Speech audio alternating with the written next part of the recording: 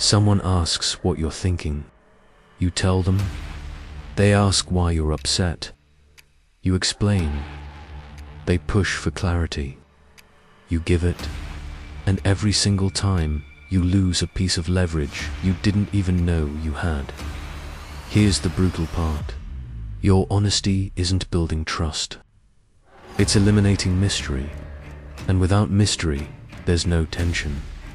Without tension, there's no attraction. Being unreadable doesn't mean lying. It means understanding that your internal state is not their property. The moment you make yourself fully knowable, you become predictable. And predictable people don't get chosen. They get tolerated. Every time you rush to fill silence, explain yourself without being asked, or volunteer your emotional state, you're running a program. And that program has a name: neediness. Here's what most people miss about predictability. It's not about what you do. It's about why you do it. You can text back immediately or wait 3 days, share your feelings or keep them private, be present or be distant. None of that matters. What matters is the source code underneath all of it. And that source code is always the same. The desperate need to manage how others perceive you. You've been told that communication solves everything. That openness builds connection. That emotional honesty is the foundation of healthy relationships. But what if your transparency is actually a control mechanism? What if every time you explain yourself, you're not connecting? What if you're trying to force someone to understand you, approve of you, stay with you? What if your honesty is just manipulation with better branding? There's a difference between sharing information and emotional dumping. When you tell someone what you're thinking before they've earned access to that information, you're not being authentic. You're being anxious. You're trying to resolve the tension of being unknown. You're trying to manage the discomfort of uncertainty, yours and theirs. Your nervous system understands something your ego refuses to accept. Certainty kills desire. Slot machines don't pay out every time because predictable rewards destroy the dopamine response. The anticipation, the uncertainty, the not knowing, that's where the neurochemical hook lives. Their nervous system knows this too, but your ego keeps pulling the lever, keeps explaining, keeps clarifying, keeps trying to eliminate any possibility of being misunderstood. Here's the brutal reality. People don't value what they fully possess. They value what remains slightly out of reach. Not because they're shallow or broken, but because the human brain is wired to close open loops. Complete information doesn't hold attention. Incomplete information demands it. Why does predictable behavior automatically weaken your position in any relationship? Because predictability signals that you've already decided they're more valuable than you are. Every rushed explanation is a confession. Every preemptive justification is a plea. Every eager response is you saying, I need you to approve of me more than I need to approve of myself. And once they sense that imbalance, the dynamic shifts. You're no longer relating. You're negotiating from a position of scarcity. Neediness isn't about how much you care. It's about how much you need them to know you care. It's the difference between feeling something and needing them to witness you feeling it. One is internal. The other is performance. And that performance is always transparent.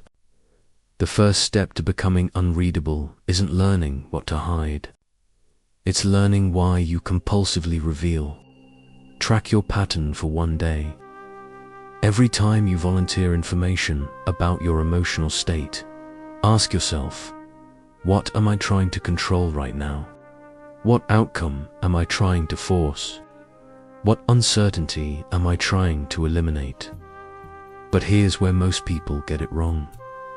They think becoming unreadable means becoming cold. They confuse mystery with withdrawal. And that confusion creates a different kind of predictability. You've been told that emotional honesty builds intimacy, and it does. Right up until the moment it doesn't. Right up until the moment your transparency becomes a weapon they use against you. Here's the paradox. Emotional transparency is valuable, but only when it's strategic. The problem isn't that you share your feelings. The problem is that you share them immediately, completely, and without discernment. You treat your internal state like public information. And in doing so, you've eliminated the one thing that makes you worth understanding. The effort required to understand you. When you make your internal state fully available, you're not building trust. You're eliminating leverage. Every emotion you name, every fear you confess, every insecurity you reveal becomes data they can use to predict you. And once you're predictable, you're manageable. Once you're manageable, you're not a person anymore. You're a known variable in their equation. Think of emotional information as currency.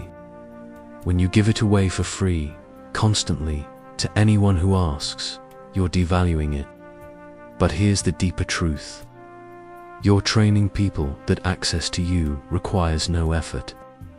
That understanding you costs nothing. That your depth is available on demand.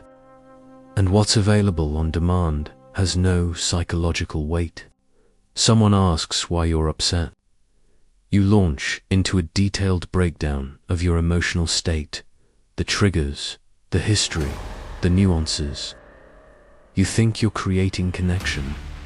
You're not. You're doing their psychological work for them. You're robbing them of the opportunity to be curious about you. You're answering questions they didn't earn the right to ask. Why does emotional transparency often backfire in ways you don't expect? Because it removes the other person's need to attune to you. When you constantly narrate your inner world, they stop paying attention to your signals. They stop wondering. They stop investing mental energy into understanding you. And without that investment, there's no depth. There's just information transfer. The human brain allocates more cognitive resources to processing ambiguous information. Uncertainty drives engagement. When you're an open book, you're literally less interesting to process. Not because you're boring, but because you require no mental effort. You've done all the work. You've solved the puzzle before they had a chance to engage with it. Let that sink in.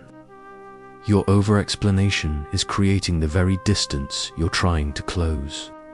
Selective opacity isn't manipulation. It's respect for your own internal experience. Not everything needs to be shared. Not everything needs to be explained.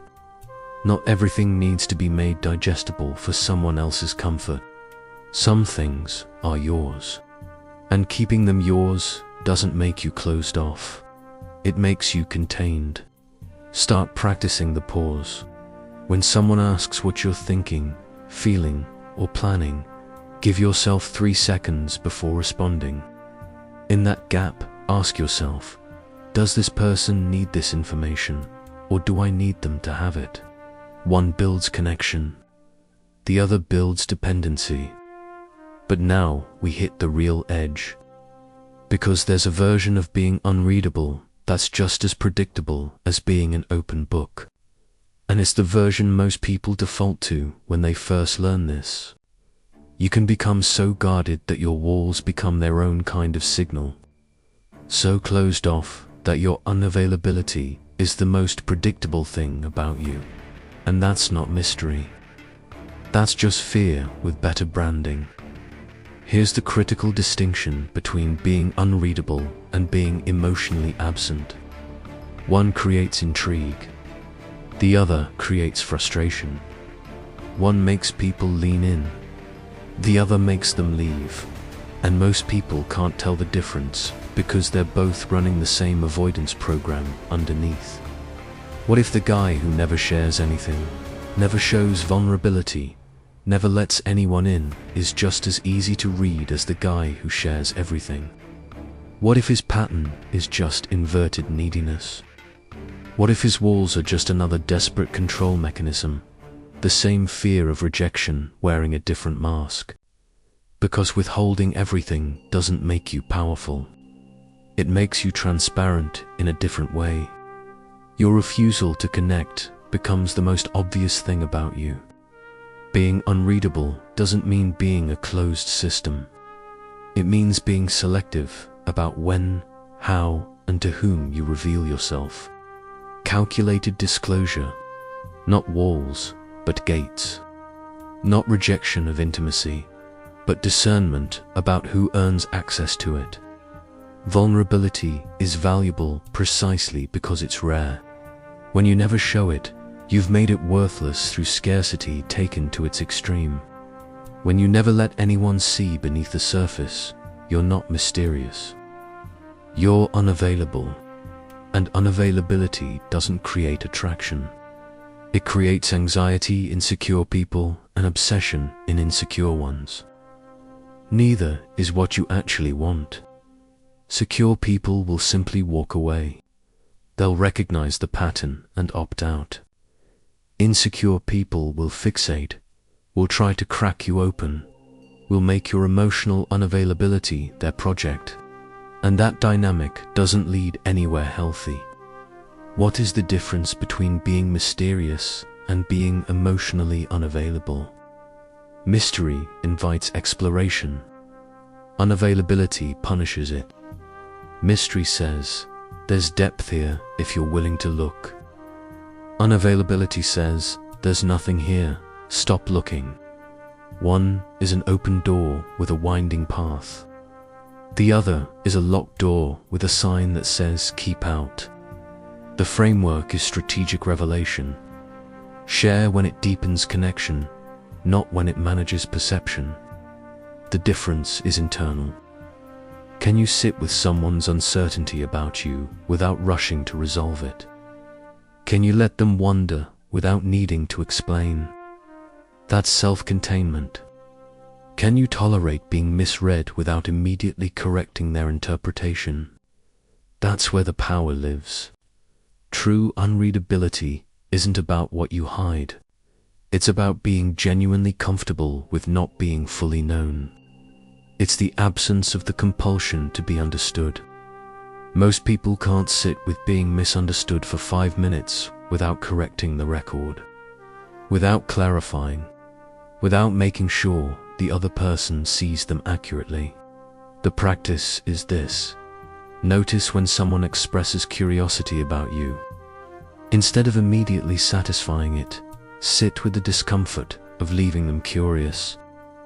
Not forever, not cruelly, but long enough that you feel the urge to explain yourself, and you choose not to.